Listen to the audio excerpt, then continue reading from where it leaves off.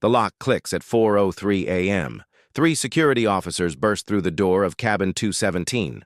First class Sea of Roses luxury cruise. Dr. Maya Bennett's eyes fly open. She sits up in silk pink pajamas, pink satin bonnet perfectly tied. The ocean stretches endlessly outside her window, calm and indifferent.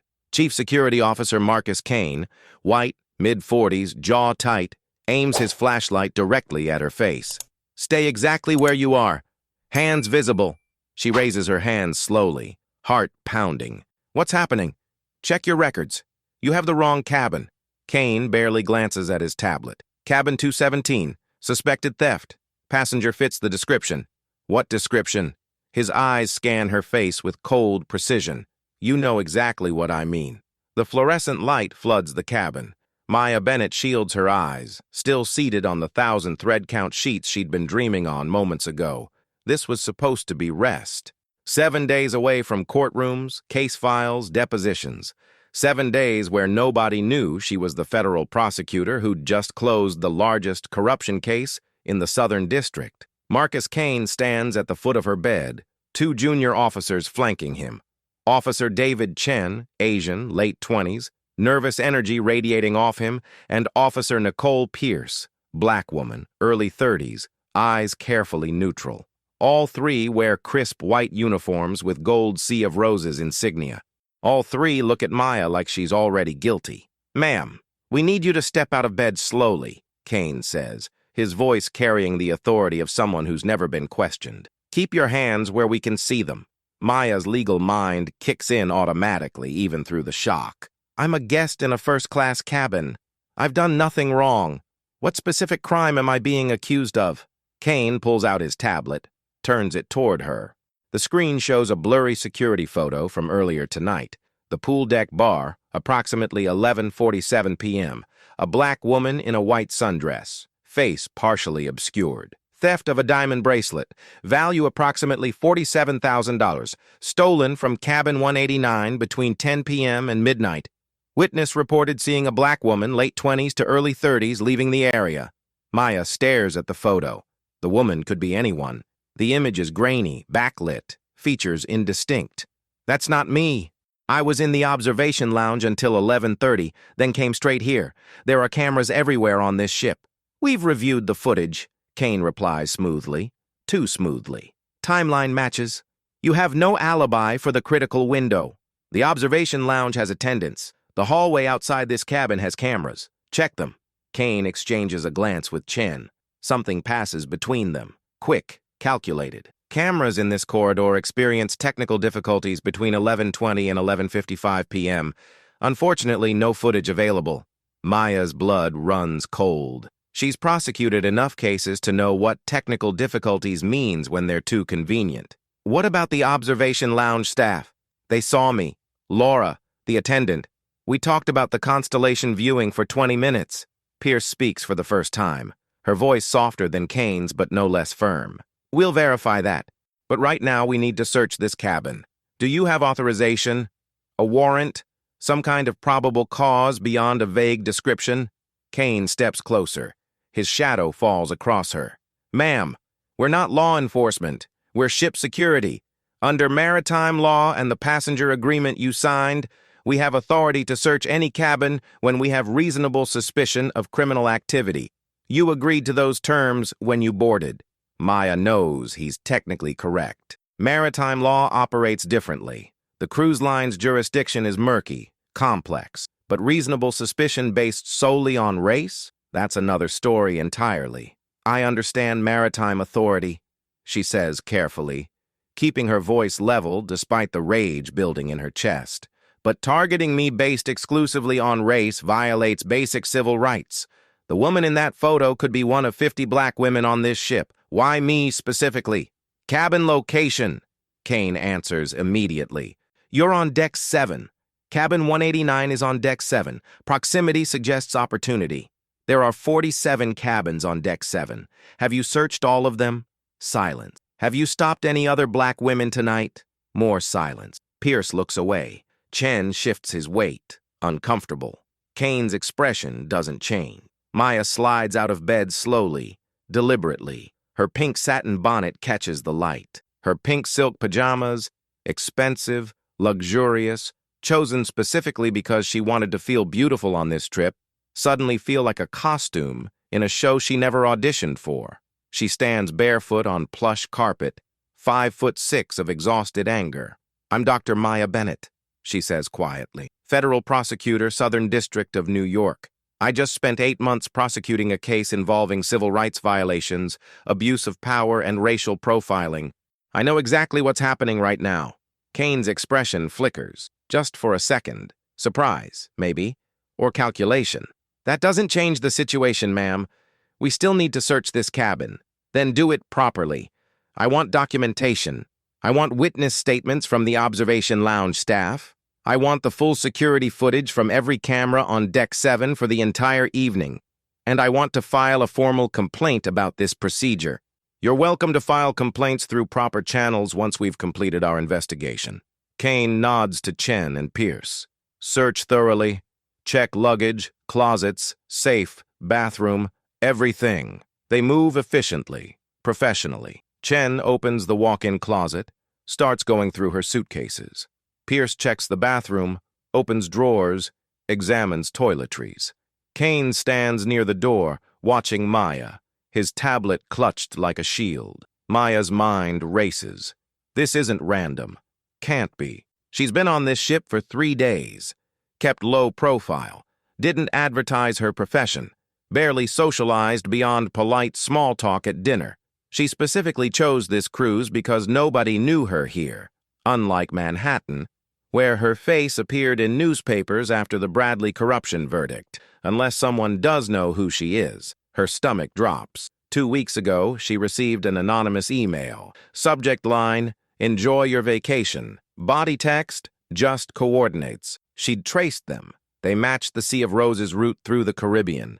She'd assumed it was spam, deleted it, thought nothing more. Now she's not so sure. Chen pulls out her dresses one by one, shakes them, checks pockets. Pierce examines her jewelry case. Modest pieces, nothing extravagant. Maya watches their hands move through her belongings, her privacy violated under the guise of investigation. "Find anything?"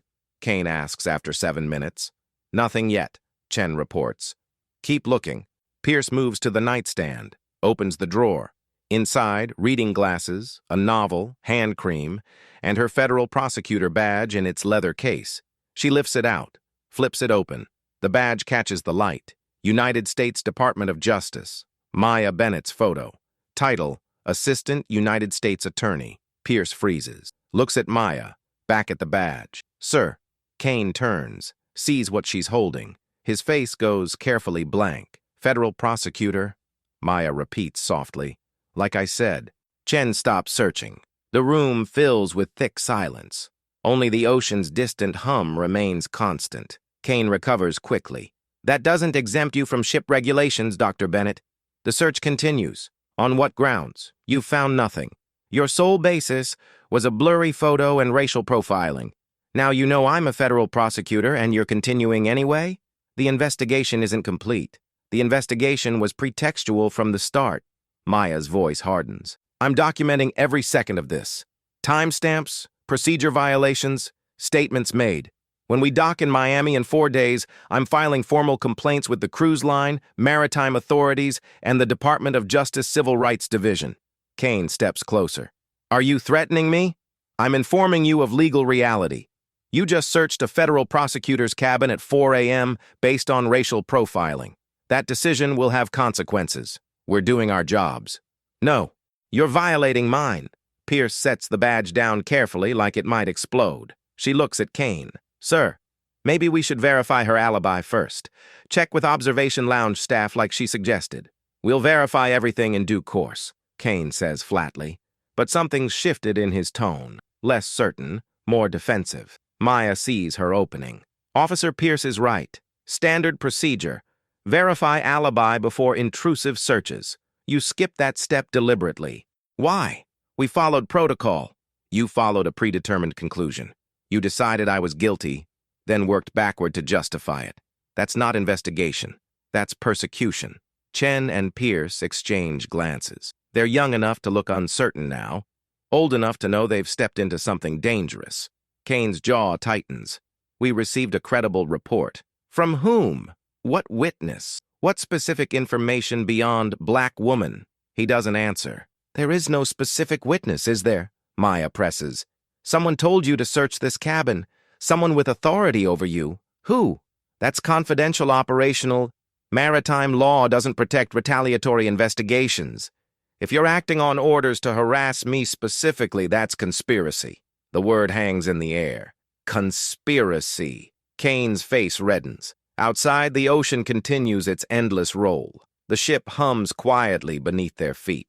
Somewhere above, passengers sleep peacefully in their cabins, unaware that 3 decks down, a woman in pink pajamas is fighting a battle she never expected to face on vacation. Maya thinks about her father, retired judge. He'd warned her, "Baby, the work follows you everywhere.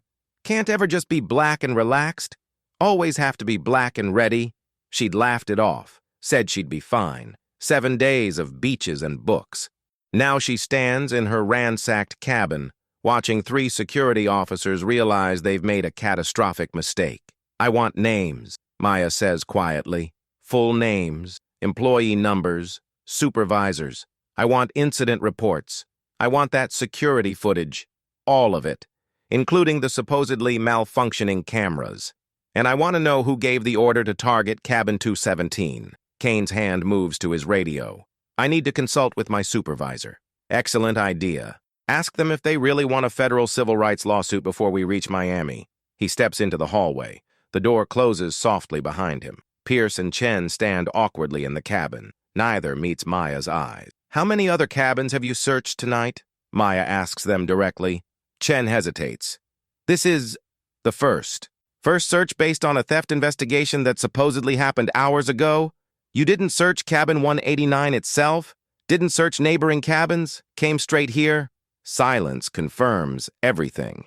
Maya picks up her phone, opens the recording app. "For the record, I'm Dr. Maya Bennett, federal prosecutor, currently aboard the Sea of Roses, cabin 217. The time is 4:17 a.m., Saturday, June 14th, 2025. I've just been subjected to what appears to be a targeted search based solely on racial profiling." Pierce steps forward. "Dr. Bennett, please what? Please don't document civil rights violations. Please don't do exactly what I'd advise any client in this situation to do." The younger woman's face shows genuine distress now. "I'm sorry. This wasn't right. I knew it wasn't right. Then why participate? Because Kane's my supervisor. Because I'm 3 months into this job. Because—" She trails off, but Maya hears the unspoken truth. Because saying no costs too much. The door opens. Kane returns. Behind him, a new figure enters. Captain Robert Sterling, white, late 50s, distinguished in his formal uniform even at 4:20 a.m. His face carries the practiced neutrality of someone who's dealt with crises before. "Dr. Bennett," he says, voice smooth as aged whiskey. "I apologize profoundly for this disruption. There's been a terrible misunderstanding." Maya crosses her arms. "Has there? We've just verified your alibi with observation lounge staff. You were there until 11:32 p.m. Timeline makes your involvement impossible. Clearly, this was an error in judgment. Clearly." Sterling's smile doesn't reach his eyes. The Sea of Roses prides itself on guest safety and comfort. "We'll of course comp your voyage entirely. Full refund plus additional compensation for this inconvenience." There's that word again. Inconvenience. "Captain Sterling, I don't want comps. I want answers. Who ordered this search? Why was my cabin specifically targeted when I had an alibi that could have been verified with a single phone call? Security protocols sometimes create unfortunate—" "Captain." Maya's voice cuts through his corporate smooth talk. "I prosecute corruption and civil rights cases for the federal government. I know evasion when I hear it. Someone directed your security team to my cabin specifically. The question is who and why?" Sterling's expression hardens slightly. The friendly mask slips. "Dr. Bennett, I understand you're upset. I'm not upset. I'm documenting a pattern, and that pattern suggests this wasn't random. So either you tell me what's actually happening or I'll find out myself. And trust me, my way involves subpoenas, depositions, and media attention your cruise line definitely doesn't want." The cabin fills with tension. Kane looks like he wants to disappear. Chen stares at his shoes. Pierce watches Maya with something approaching respect. Sterling's smile finally dies completely. I think we should continue this conversation in my office. Privately, I think we should continue it right here, with witnesses. Dr. Bennett, unless you're planning to tell me the truth, Captain, this conversation is over. Your security team violated my rights. I'll be filing complaints with every relevant authority when we dock. Now please leave my cabin. Sterling's jaw works silently. He's calculating, weighing options. How much does she know? How much can she prove? How much damage can she do? Finally, he nods curtly. We'll discuss this further. Tomorrow, 10 a.m., my office. He turns to Kane. You three, with me, now. They file out. The door closes. Maya stands alone in her ransacked cabin. Pink pajamas rumpled, pink bonnet slightly askew, luggage scattered, privacy destroyed, but she's smiling because they just handed her evidence. Witnesses, a pattern, and most importantly, they revealed their hand. This was targeted, planned, deliberate. Someone on this ship knows who she is, knows what she does, and wanted her intimidated, discredited, or worse. She picks up her phone, starts documenting everything. Photos of the disturbed cabin, written timeline, screenshots of her observation lounge bill showing 11:32 p.m. timestamp. Then she opens her secure email, sends everything to her office, her personal attorney, and her mentor, Judge Patricia Morrison, who taught her that powerful people hate being exposed and they'll do desperate things to avoid it. The email sends, backs up to cloud storage automatically. Outside her window, dawn begins breaking across the Atlantic. Pink and gold light spreads across endless water. Maya Bennett sits on her bed, exhausted, but wide awake. They wanted to scare her into silence. They just gave her a case. Saturday morning, 10 a.m. sharp. Maya stands outside Captain Sterling's office on the bridge deck, wearing a crisp white linen pantsuit and gold jewelry. Her natural hair is styled in elegant twists. She looks every inch the federal prosecutor she is, polished, prepared, powerful. The pink pajamas are gone. The vulnerable woman interrupted at 4 a.m. has transformed into the attorney who's convicted drug kingpins, corrupt politicians, and corporate fraudsters. She carries a leather portfolio containing printed documentation, timestamps, photos, witness names, maritime law citations. Her phone rests in her jacket pocket, recording everything. Sterling's assistant, a young white woman named Jessica, early 20s, looks nervous when Maya approaches. Dr. Bennett? The captain is ready for you. Her voice wavers slightly. Word has clearly spread through the crew. The office is impressive. Polished wood panels, nautical artifacts carefully displayed. Floor-to-ceiling windows overlooking the bow where morning sun glints off turquoise water. Behind an imposing mahogany desk sits Captain Sterling. He's changed into full-dress uniform, authority made visible. But he's not alone. Marcus Kane stands to the left. To the right, a woman Maya hasn't met. Elena Rodriguez, late 40s. Latina, designer suit, calculating eyes. The nameplate on the desk identifies her. Director of Operations, Sea of Roses Cruise Lines. Dr. Bennett, thank you for coming. Sterling gestures to a leather chair facing them. This is Elena Rodriguez, our operations director. She flew in this morning via helicopter specifically to address your concerns. Maya doesn't sit. Concerns. Interesting word for civil rights violations. Rodriguez speaks, her voice carrying boardroom polish. Dr. Bennett, let me start with an unequivocal apology. What happened last night was unacceptable. We've launched a full internal investigation. Have you? Or are you launching damage control? Maya pulls out her portfolio, sets it on the desk.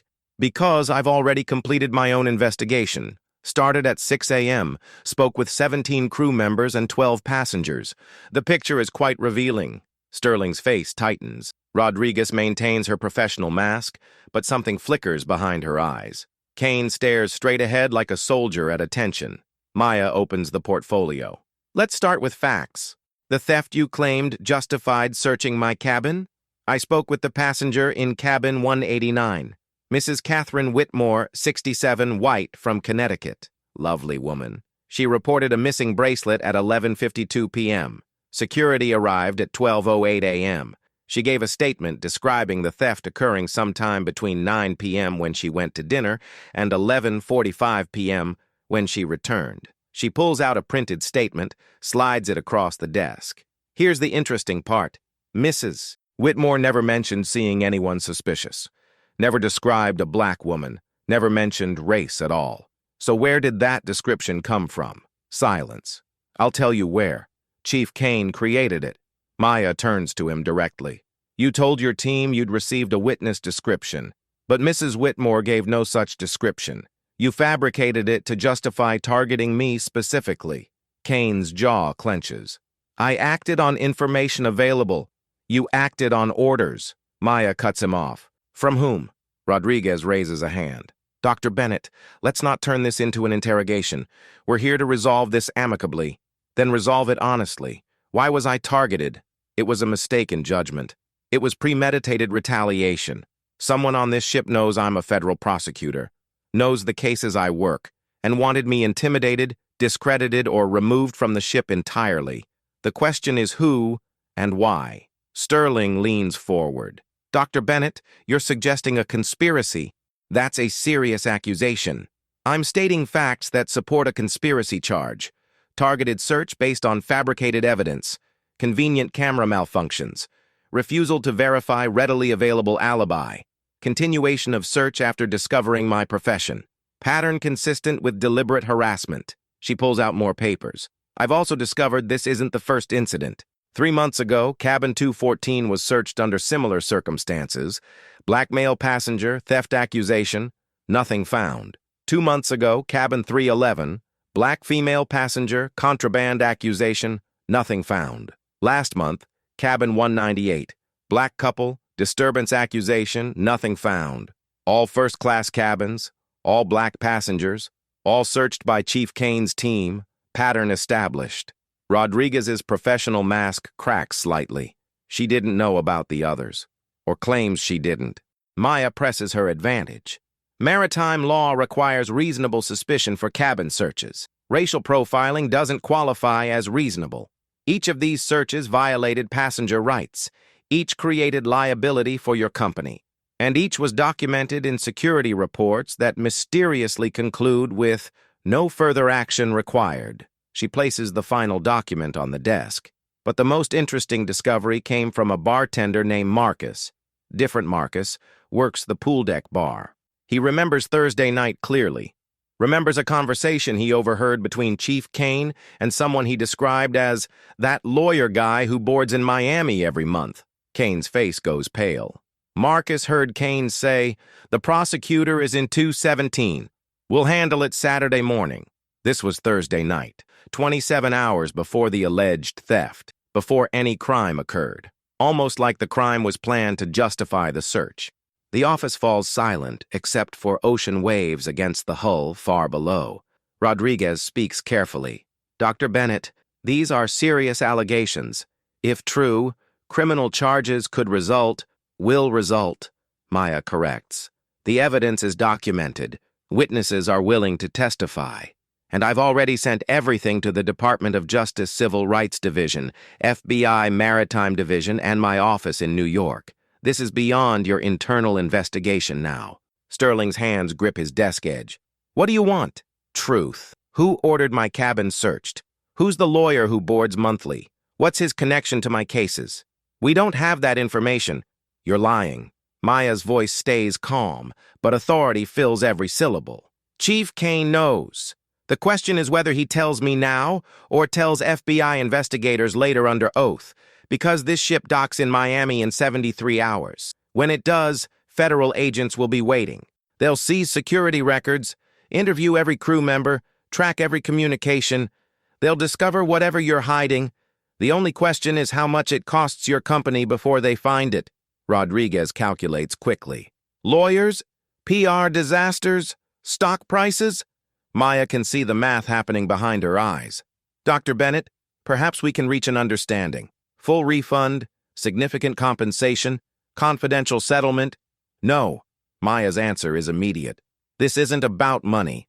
This is about a pattern of civil rights violations enabled by your security department and covered up by your administration. Money doesn't fix that. Accountability does. Kane suddenly speaks, his voice rough. Victor Dominguez. Everyone turns to him. The lawyer who boards monthly, names Victor Dominguez, Manhattan attorney, represents maritime companies in litigation. Maya's blood runs cold. She knows that name. Dominguez represented Bradley Consolidated Industries in the corruption case she prosecuted last year. She put his client, CEO Thomas Bradley, in federal prison for 17 years, dismantled a multi-million-dollar bribery scheme, made headlines across the country. Bradley's sentencing was 6 weeks ago. Dominguez gave an interview afterward, called her prosecution racially motivated and overzealous, implied she targeted his white client because of bias. The interview went viral in certain circles. Conservative blogs picked it up. Right-wing media ran with it. Death threats followed. She dismissed them as noise. Now she understands. This wasn't random. This was revenge. Dominguez hired you to target me, she says quietly. Paid you to create an incident that would discredit my reputation. Federal prosecutor caught up in theft investigation, even if charges don't stick. Headlines enough. Implication damages my credibility. Makes future cases harder to prosecute. Kane looks at the floor. Doesn't deny it. Rodriguez's face goes ashen. Chief Kane, tell me this isn't true. He stays silent. Marcus. Sterling's voice carries quiet fury. Answer her. He offered money, Kane says finally. Said the prosecutor destroyed an innocent man's life. Said she deserved consequences. Said it was justice. How much? Maya asks. 50,000, half up front, half when the incident went public. The room erupts. Rodriguez stands furious. Sterling's face reddens. Kane stands rigid, knowing his career just ended. Maya stays calm. She's heard confessions before, knows when someone's telling truth mixed with justification. When did Dominguez first approach you? 5 weeks ago. Told me you'd be on this cruise. Said Bradley's family wanted payback. Just harassment, he said. Nothing violent. Make her look bad. Create doubt about her judgment. And you agreed. Kane struggles. Bradley Industries employed 300 people, good people who lost jobs because of her prosecution. She destroyed families. I prosecuted a criminal who was bribing port officials, Maya corrects icily. Bradley destroyed those families when he chose corruption. But that's not how Dominguez framed it, was it? He said you had a vendetta, said you railroaded his client. And you believed him because it fit your assumptions about black prosecutors with power. Easier to see me as vindictive than competent. Kane's silence confirms everything. Rodriguez pulls out her phone. I'm calling corporate counsel. Captain, suspend Chief Kane immediately. Dr. Bennett will cooperate fully with federal investigators. You'll do more than that, Maya says. You'll turn over all communications between Kane and Dominguez, financial records showing payments, security reports on the other targeted passengers, complete crew statements, everything. Agreed, Sterling says quickly. Anything you need. Maya gathers her portfolio. I'll need written confessions from Kane, names of everyone involved, security footage from Thursday night showing Kane and Dominguez together. You'll have it by tonight, Rodriguez promises. Dr. Bennett, I want you to know, the company had no knowledge of this arrangement. This was Kane acting alone. Was it? Maya's eyes narrow. Kane's 43 years old, 20-year maritime security career. Spotless record until 5 weeks ago when a lawyer offers money to harass a guest. And suddenly, he throws away his entire career. Nobody questioned his sudden interest in my cabin. Nobody wondered why cameras malfunctioned at convenient times. Nobody noticed he assigned himself and specific officers to that search. Rodriguez has no answer. Someone knew, Maya continues. Someone looked the other way. Someone enabled this. The only question is who and how high it goes. That's what FBI investigators will determine. She walks toward the door, then stops, turns back. One more thing. The other passengers Kane targeted. I want their contact information. I'm building a class action lawsuit. They deserve compensation and apology. Of course, Sterling says quietly. Maya leaves the office. The door closes behind her with a soft click. In the hallway, she takes her first full breath since entering. Her hands shake slightly, adrenaline finally catching up. She leans against the wall for just a moment, lets herself feel the weight. They tried to destroy her reputation, planned it, paid for it, executed it. But they made critical mistakes. They underestimated her. They left evidence. They confessed. Her phone buzzes. Text from Judge Morrison. Got your email. FBI taking this seriously. Agents will meet the ship in Miami. Well done. Another text, this one from her office partner, Assistant U.S. Attorney James Chen. Dominguez just called requesting meeting. Claims he has information about your conduct. We told him to lawyer up. This is going to be good. Maya smiles. Dominguez thought he was clever. Thought he'd found a way to hurt her career without direct involvement. Paid someone else to do his dirty work. Created plausible deniability. But conspiracy law is beautifully clear. Everyone involved in a criminal scheme shares liability for all crimes committed. Dominguez hired Kane. Kane fabricated evidence. Kane violated her civil rights. Dominguez is criminally liable for all of it. She walks toward the stairs, heading back to her cabin. Passengers mill around the pool deck. Families, couples, retirees enjoying vacation sunshine. They have no idea what just unfolded 3 decks above. A black teenage girl passes her wearing a Stanford hoodie. She's with her parents, laughing about something. The girl catches Maya's eye, smiles politely. Maya thinks about being 15, dreaming of becoming a lawyer, never imagining she'd fight battles like this one, never imagining her own vacation would become a federal case, but also never imagining she'd have the power to hold people accountable, to turn their weapons against them, to protect others from the same treatment. The girl disappears around a corner. Maya continues walking. Back in cabin 217, she opens her laptop, composes an email to the 23 other passengers Kane targeted over the past year, introduces herself, explains what she's discovered, offers her services pro bono for their claims.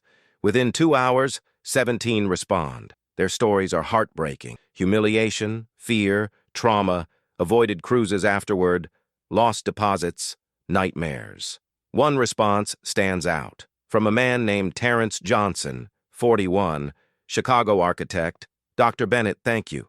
I thought I was crazy. Thought maybe I did something wrong. They made me feel like a criminal in front of my children. My daughter was 8. She stopped trusting police afterward. Stopped feeling safe in public places. I've spent 2 years trying to help her heal. Knowing it was deliberate, knowing someone will be held accountable, that means everything. Please include me in any legal action. I want justice, not just for me. For every black person who's been made to feel less than human by people with power who face no consequences. Maya reads it twice, saves it, adds Terrence to her witness list. By evening, she has statements from 19 passengers.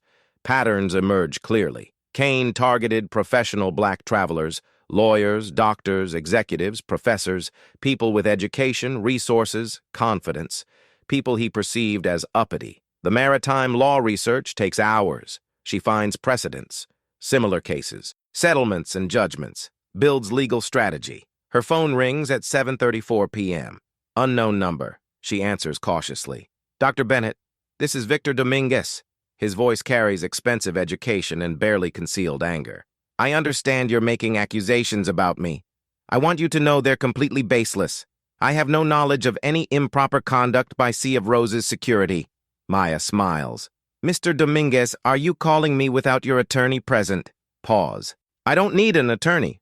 I've done nothing wrong. Then you won't mind that I'm recording this call? Longer pause. You're what? Recording. With your knowledge and consent, which you just provided by continuing the conversation. So let me ask directly. Did you pay Marcus Kane $50,000 to harass me during this cruise? I'm not answering. This conversation is over. Click. Maya saves the recording. His panic is admission enough. She orders room service, blackened salmon, asparagus, brown rice, eats while reviewing evidence. The case is solid. Criminal charges, conspiracy, bribery, deprivation of rights under color of law, civil claims, emotional distress, civil rights violations, punitive damages. Dominguez will be disbarred. Kane will face federal charges. Sea of Roses will pay millions, and 23 passengers will get justice. Her father's voice echoes in her memory. Baby, sometimes they come for you. When they do, make them regret it. She lifts her water glass toward the window where moonlight paints the ocean silver. I will, Daddy, I promise. Sunday morning brings sunlight and clarity. Maya wakes at 6 a.m., feeling rested for the first time since boarding. She does yoga on her private balcony while the Atlantic stretches endlessly blue. At 9 a.m., Rodriguez delivers personally 3 encrypted USB drives containing all requested evidence: security footage, financial records, communications logs, crew statements. Everything organized, indexed, labeled. "Corporate counsel wants you to know we're taking this seriously," Rodriguez says. She looks exhausted, probably worked all night. "The company had no knowledge of Kane's arrangement. We're implementing new oversight procedures immediately." "Good start," Maya acknowledges. "But oversight doesn't address culture. Kane didn't act in a vacuum. Your crew members knew something was wrong. Nobody spoke up. That's systemic failure." "What do you recommend?" Maya considers. "Independent civil rights audit, third-party review of all security procedures, mandatory training on racial bias, anonymous reporting system, and significant compensation for every passenger Kane targeted." "Agreed. All of it. Put it in writing. Binding consent decree. Filed with the court overseeing my civil case. Public accountability." Rodriguez nods slowly. "You're not making this easy." "I'm not trying to. Easy lets it happen again."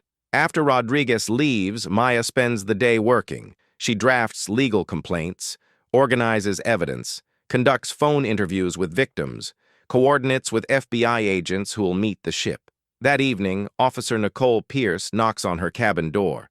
She's out of uniform, wearing civilian clothes, looks younger without the authority costume. "Dr. Bennett, can we talk?" Maya steps aside. Let her enter. Pierce stands nervously in the cabin she helped ransack 72 hours ago. "I want to apologize. Officially, not as a company representative, as a person. What we did, what I participated in, was wrong. I knew it was wrong while it was happening. I should have stopped it." "Why didn't you?" "Fear. I'm 3 months into this job, student loans, family depending on me. Kane was my supervisor. I thought speaking up would cost me everything." "It would have," Maya says honestly. "That's how broken systems maintain themselves. Good people stay quiet because the cost of speaking up is too high." "How do you do it?" Pierce asks. "Stand up when standing up is expensive?" Maya thinks about her father quitting the police force, her mother working double shifts to support the family afterward, the years of financial struggle that followed his principled choice. "You decide what's more expensive," she says finally. "Speaking up or living with silence?" Pierce nods slowly. "I testified. Against Kane. Told investigators everything. The culture, the pressure, the unspoken rules about who gets targeted. That took courage." "No. Courage would have been stopping it during your search. This is just cleaning up after cowardice." Pierce's eyes are damp. "But I wanted you to know. And I wanted to say thank you for fighting this, for making it impossible to ignore." After she leaves, Maya sits with those words. Thank you for fighting. She thinks about all the people who fought before her, civil rights attorneys in the 1960s who faced death threats, firebombs, murder, public defenders who stood beside unpopular clients, prosecutors who went after powerful criminals despite pressure to drop cases. Every generation inherits battles. Every generation must decide whether to fight or surrender. Her phone shows 9:47 p.m. Miami is 73 hours away. She opens her laptop. Begins drafting victim statements for the 19 passengers who've agreed to participate in the class action. Each story is unique. Each pain is specific. But the pattern is universal. Power used to demean, intimidate, control. The ocean outside her window is calm tonight. Moonlight creates a silver path across dark water. The ship glides smoothly south. Maya works past midnight, documents injustice, builds accountability, prepares for the reckoning that awaits in Miami. Tomorrow is Monday. 2 days until they dock. 2 days until federal agents board. 2 days until Kane, Dominguez, and everyone involved face consequences. But tonight, in cabin 217, a black woman in pink pajamas refused to be silenced, and that refusal will echo far beyond this ship. If you've ever stood up when staying quiet was easier, drop a comment below. Share your story. Let's remind each other why fighting matters, even when it costs everything. And hit that subscribe button because what happens in Miami will change everything. You won't want to miss it. What would you have done in Maya's situation? Comment, fight or settle. Tuesday morning, Miami Port Authority, 8:47 a.m. The Sea of Roses glides into dock under cloudless Florida sky. Passengers crowd the rails with cameras and excitement, unaware that federal agents wait below. Maya stands at her cabin window one final time. She's packed, prepared, ready. Her evidence drives are in her carry-on. Her witness statements are organized. Her legal briefs are drafted. This ends today. At 9:15 a.m., 6 FBI agents board. Lead agent is Special Agent Carmen Vasquez Latina, mid-30s, sharp eyes that miss nothing. She meets Maya in the grand atrium where stained glass casts colored light across marble floors. Dr. Bennett, Vasquez extends her hand. We've reviewed everything you sent. This is solid work. Prosecutors would kill for investigations this thorough. Maya shakes her hand. I've had practice. They walk together toward the security office where Kane waits under guard. Captain Sterling and Rodriguez trail behind, corporate lawyers flanking them like nervous bodyguards. The security office feels smaller with 10 people crowded inside. Kane sits at his desk, no longer wearing his uniform, just a civilian in khakis and a polo shirt. He looks diminished without the authority costume. Vasquez doesn't waste time. Marcus Kane, you're under arrest for conspiracy to deprive civil rights under color of law, accepting bribes in furtherance of criminal activity, and obstruction of justice. She recites Miranda rights while another agent applies handcuffs. Kane doesn't resist, just stares at the floor. Can I make a statement? Through your attorney, Vasquez replies. No, now. I want to say it now. He looks at Maya directly for the first time since Saturday. I was wrong. You didn't deserve what I did. None of them did. I let Dominguez convince me that powerful black people were threats instead of just people. I rationalized it as justice when it was just racism in expensive packaging. I'm sorry. It doesn't fix anything, but I'm sorry. Maya holds his gaze. Apologies without consequences are just words. You have to live with what you did. So do your victims. The difference is they didn't choose this. You did. Agents lead him away. His footsteps echo down the hallway, fading into silence. Vasquez turns to Sterling and Rodriguez. Sea of Roses corporate leadership will receive subpoenas for depositions. We're investigating whether company policies enabled systematic civil rights violations. Cooperation now determines whether this stays civil or becomes criminal. Rodriguez nods quickly. Full cooperation. Anything you need. Good. Because Dr. Bennett's research uncovered 23 victims over 18 months. That's pattern and practice. That's institutional liability. The question we're answering is, did your company know, or should they have known? Sterling's face goes pale. Should have known. The legal standard that destroys corporations. Maya watches them squirm. Good. Fear creates change when conscience fails. At 11 a.m., a press conference happens on the pier. FBI announces arrests. Department of Justice confirms civil rights investigation. Victim advocates read statements. Terrence Johnson speaks, his voice steady despite emotion. They made me feel like a criminal in front of my children. Today, the real criminals face justice. That matters. That helps us heal. Media swarms. Questions fly. Cameras flash. The story goes national instantly. By noon, Victor Dominguez is arrested at his Manhattan office. Perp walk footage shows him in handcuffs, expensive suit rumpled, face shocked. He didn't think they'd connect him. Didn't think Kane would talk. Didn't think a black woman prosecutor would build an airtight case against him while on vacation. He thought wrong about everything. Maya watches the arrest footage on her phone while waiting for her Uber. She feels satisfaction, yes, but also exhaustion. Fighting shouldn't be this hard. Existing shouldn't require constant vigilance. But it does. So she fights. Her phone rings. Judge Morrison. Maya, you brilliant, stubborn, magnificent woman. Every news outlet is calling. They want interviews, think pieces, documentary options. How do you want to handle it? Carefully. This isn't about me. It's about the 23 people Kane targeted. Their stories matter most. Spoken like someone who's been famous before and hated it. Maya laughs.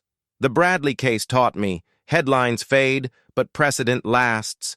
I want precedent. You'll get it. DOJ is watching closely. Your case could reshape maritime civil rights law. After they hang up, Maya's Uber arrives. She loads her luggage, takes one final look at the Sea of Roses. The ship that was supposed to be rest became a battlefield. The vacation that should have been healing became a case. But she won. Not just for herself, for everyone who'll cruise safer because companies now know there are consequences. 3 months later, September 2025. Federal Courtroom, Southern District of New York. Judge Patricia Morrison presiding. Maya sits at the plaintiff's table surrounded by 19 victims who've chosen to testify publicly. 4 others settled privately. Across the aisle, Sea of Roses attorneys look grim. Their settlement offer sits on the table. $38 million, divided among victims. Mandatory policy reforms, independent oversight for 5 years, public apology. But this hearing isn't about money. It's about accountability on the record. Kane testifies first. He's pleaded guilty, awaiting sentencing. His testimony is detailed, damning. Describes how Dominguez recruited him, framed the harassment as justice, paid him in cash to avoid paper trails. I knew it was wrong, Kane admits under oath. Did it anyway because the money was good and convincing myself a black prosecutor deserved payback was easier than admitting I was committing a crime. The courtroom is silent, except for the court reporter's keyboard. Dominguez refuses to testify, pleads the fifth. His attorney argues he's a scapegoat, victim of overzealous prosecution. Judge Morrison isn't impressed. Counselor, your client hired someone to violate a federal prosecutor's civil rights in retaliation for her doing her job. That's not overzealous prosecution. That's textbook conspiracy. The defense rests quickly. Victim impact statements follow. 19 people describe humiliation, trauma, fear, therapist bills, broken trust, children who stopped feeling safe in public. Terrence Johnson's daughter testifies. She's 10 now, still in therapy. I thought police were supposed to help people. Now I'm scared of anyone in a uniform, even security guards at school. I don't think I'll ever feel completely safe again. There isn't a dry eye in the courtroom. When it's Maya's turn, she speaks not as a prosecutor, but as a victim. I've spent my career fighting civil rights violations. I know the law. I know my rights. I still felt powerless when 3 security officers burst into my cabin at 4 a.m., treated me like a criminal, and violated my dignity. If it affected me, someone with resources, education, federal authority, imagine the impact on people without those advantages. That's why this case matters. Systems protect themselves by targeting people who challenge them. We either hold systems accountable, or we accept injustice as normal. Judge Morrison rules from the bench, accepts the settlement, orders Sea of Roses to implement all reforms, imposes additional monitoring requirements, creates maritime civil rights precedent that will affect every cruise line operating in U.S. waters. Let this be clear, Morrison says. Companies operating in American waters must respect American civil rights. Maritime jurisdiction doesn't exempt anyone from constitutional protections. This settlement represents not just compensation, but systemic change. Other companies are watching. They should take note. Outside the courthouse, media waits. Maya gives a brief statement. Justice isn't just about punishment. It's about transformation. Sea of Roses committed to real change. 23 victims received acknowledgement and compensation. And every black traveler is safer because we refuse to stay silent. That's what victory looks like. Sentencing comes 2 weeks later. Kane receives 6 years federal prison. Dominguez gets 11 years plus disbarment. Both forfeit all assets gained from the conspiracy. The sentences send shockwaves through corporate America. Retaliation against prosecutors isn't theoretical anymore. It's federal prison time. 6 months after docking in Miami, February 2026. Maya returns to the Sea of Roses. Different ship, same cruise line. This time, she's invited as guest speaker for the crew's new civil rights training program, part of the settlement agreement. She stands before 200 crew members in the main theater. Security officers, housekeeping staff, management, entertainers, every employee required to attend. I'm not here to shame you, she begins. I'm here to remind you that every passenger is a person, not a demographic, not a stereotype, not a threat. a person who deserves dignity, respect, safety. When you forget that, when you let bias override humanity, people get hurt, systems get corrupted, and everyone loses. She tells her story. The 4 a.m. raid, the pink pajamas, the fear and rage, the decision to fight instead of hide. Some of you might think I won because I'm a prosecutor, because I have power, but I won because I refuse to accept injustice. That's power anyone can claim. The question is whether you'll use yours to protect people or to harm them. Standing ovation when she finishes. Several crew members approach afterward with apologies, stories, commitments to do better. Officer Nicole Pierce is among them. She's still employed, promoted actually, now leads the Diversity and Inclusion Committee. You changed my life, Pierce tells Maya. Taught me that speaking up costs less than staying silent. I'm using that lesson every day. That evening, Maya stands on the upper deck watching sunset paint the ocean gold and crimson. Same Atlantic that witnessed her violation now witnesses her victory. Her phone buzzes. Text from Terrence Johnson. My daughter slept through the night without nightmares for the first time in 2 years. Thank you for fighting. Thank you for winning. Maya saves the message, adds it to a folder labeled Why It Matters. Because sometimes you need reminders. Sometimes the fight feels endless and exhausting. Sometimes you want to quit. Then you remember a 10-year-old girl sleeping peacefully. 23 people receiving justice. Hundreds of thousands of travelers protected by precedent. And you remember why you fight. Not because it's easy, because it's necessary. This story started with injustice at 4 a.m. It ended with justice that will protect people for generations. If this story moved you, inspired you, or reminded you why fighting matters, hit that subscribe button. Share it with someone who needs to remember their power. And comment below, what city are you watching from? Let's build a community of people who refuse to accept injustice as normal. Thank you for listening. Thank you for caring. Thank you for being here.